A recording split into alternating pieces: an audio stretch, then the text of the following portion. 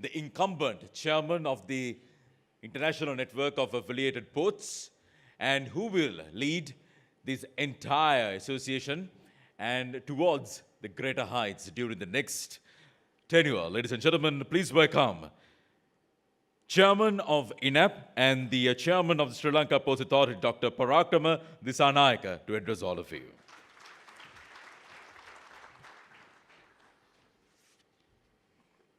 A very good morning to all of you.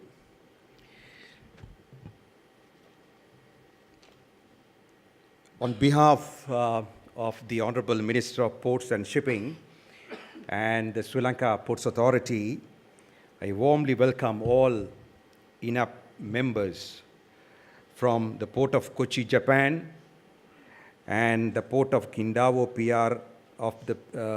PR of China, Port of Subic Bay, the Port of Cebu, Port of Dawu, Mokpo New Port, South Korea, Port of Chittagong, and the Transnet Port of South Africa.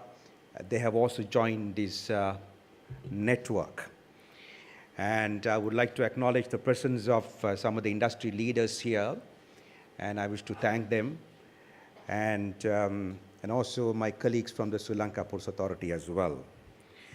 On a personal note, at the cost of repeating myself, let me say that I had the great pleasure of working with the co-founder of the INAP, late Mr. M.H.M. Ashraf, when he was the Minister of Ports and Shipping in the year 1990, when he was contemplating forming this network.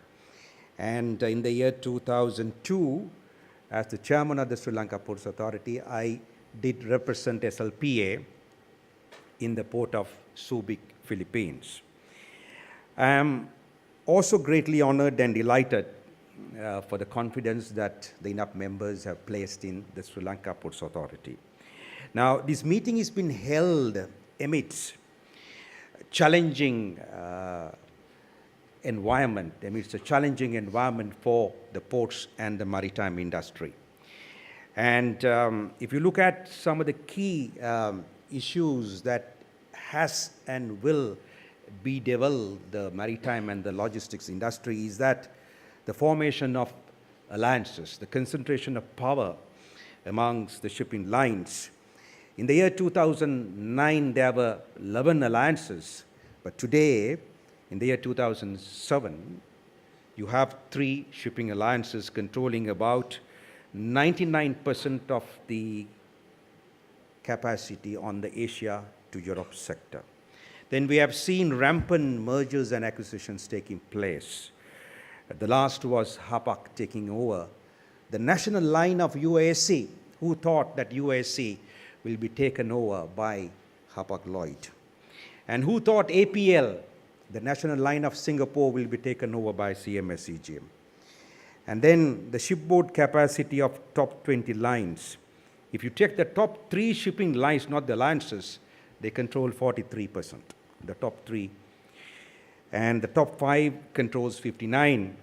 And the top 10 shipping lines, again, not the alliances, they control 74% of the shipboard capacity. And the ships becoming larger and larger. It has surpassed the Malacca max level, which was about 18,000 TEU. Recently, we handled a ship in the port of Colombo, which had a capacity of 21,000 TEUs. And now they are talking about a 28,000 TEU ship. So all this would mean that ports have to face all these challenges. The expansion of the Panama Canal is placing a huge threat on ports in the region, because ships can now go to the US East Coast using the Panama Canal. And automation of terminals. Would nations like Sri Lanka embark on automation of terminals? How would that affect the labor? But if we don't, would it be that we will not become cost effective? And protectionism, this is of great worry. Even countries like America is talking about protectionism. What has happened when big nations talk about protectionism? That obviously has a bearing on trade, which means that it will have a bearing on ports as well. And then the expansion of technology, additive manufacturing. This is the latest. There's a projection, I would like to repeat this, ladies and gentlemen.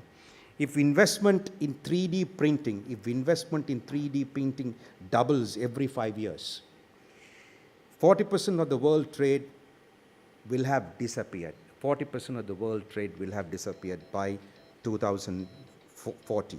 So obviously, the maritime industry is going through huge challenges. So therefore, INAP has a challenge. What can we do by forming into a larger alliance by cooperating with each other? Now, we are pleased that at this session we have got the Port of Chittagong and Transnet Port South Africa. They have also agreed to join hands. And I have given myself a KPI during my tenure that we will at least try to attract 5 new ports into this network. And having said that, to me, a challenge is always an opportunity. Now, if you look at Sri Lanka Ports Authority being a small nation, having a population of just Sri Lanka having a population of just 21 million people, we handle 6 million containers. This year we'll end up handling 6 million TEUs, and of which 74% is transshipment. Now what does it mean? It means of the vision that the Sri Lanka Ports Authority had over the years. There was change in the ministers, change in the chairmen, change in the board of directors, but the officials who are here and who are here led this growth. And the Colombo South Harbour, I can remember in the year 2002, when we entered into an agreement to do a feasibility study, many people felt that this was a pipe dream.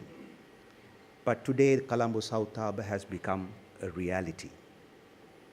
It didn't happen automatically. It happened only because of the leadership that was given by this organization called the Sri Lanka Ports Authority. The vision that was displayed by the officials who are here today and the officials who were there in the past. Hambantota again, despite many people saying various things, the bottom line is that we have been able to attract $1.4 million. And we have been able to partner the second largest port operator in the world. So that goes on to prove that that decision was not wrong.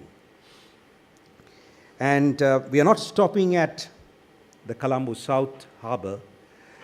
We also launched a project to develop the Colombo North Harbour. A feasibility study is in place to develop the feasibility of the Colombo North Harbour. The fact is that the Port of Colombo is the only port in this region that can handle ultra-large container vessels. So plans are many as to whether SLP wants to get into a bus or not is not an issue. I don't think that we get into a bus. Neither we have missed the bus. We have been far ahead of the competition. And whether people come and go, this organization will give the leadership that is required by the maritime industry. And with those brief words, I would like to thank you for your presence and for the confidence that you have placed in the Sri Lanka Ports Authority. Thank you very much, ladies and gentlemen.